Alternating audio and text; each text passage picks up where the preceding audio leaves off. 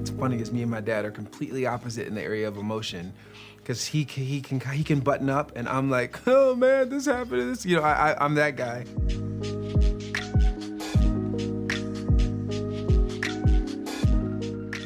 I remember one time, now that it's coming back, it shouldn't be coming back right now, but it's coming back. He was sitting at the piano, playing the piano, but he wasn't singing yet, but he was just pilling at the piano. And I told him, stop playing that piano. I said, stop playing the piano, let's play football. We don't play the piano, we play football, all right? And I remember, I don't know if you remember that. You do, or you weren't supposed to remember? No, I want him playing no piano. I want him playing football. Look how big he is, And that's imposing something. I was perpetuating the wrong thing with him.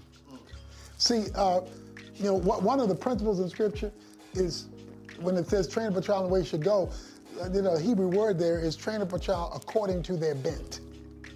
And what I was doing is I was taking my bent and I was imposing it on Anthony. There were years where I felt disconnected because I wasn't the football player's son, and it actually messed with my mind because of the way that, between my dad being that football dad and culture in general, and then being an African-American male on top of that, where emotions aren't necessarily a thing we talk about or discuss, or you're weak if you let them come up. So I had this dichotomy between what culture says masculinity is, and then David, who's a guy after God's own heart, who was always on being led by his emotions and having to try to rein that in, but he was a man after God's own heart. So I'm working with that internally, but then also I have a dad who, when things are brought to his attention, I'll never forget being 27 and staying at their house one of these times when I'm in Dallas, and I tell him how things affected me growing up. I'm having this conversation with him and my mom, telling them how I felt growing up as I tried to be the third child peacekeeper and keep everything on the inside and bottled up. And my dad, I'm 27 years old, he opens the door and proceeds to apologize about how I felt, how he didn't know. He didn't make excuses. It wasn't like, I'm sorry, but it was just, I'm sorry about the way that you felt. I did not know that. And if I would have known that, I would have done things different. I thought that I was helping and wasn't helping. I mean, that was at 27. So to have that kind of moment, it's the same thing that happened with you and your dad in a different way. It's that moment changed a heart that was actually getting hard and callous toward faith in general.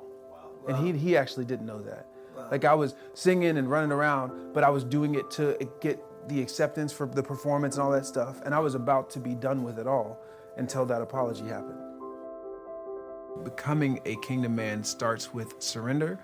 And a lot of times masculinity in our culture is the antithesis of that. It's not about that. It's about my world, my kingdom, my thing. But the biblical definition, it starts with surrender and being vulnerable and authentic and transparent enough to admit where you are and allow Jesus to meet you where you are and make you who he wants you to be.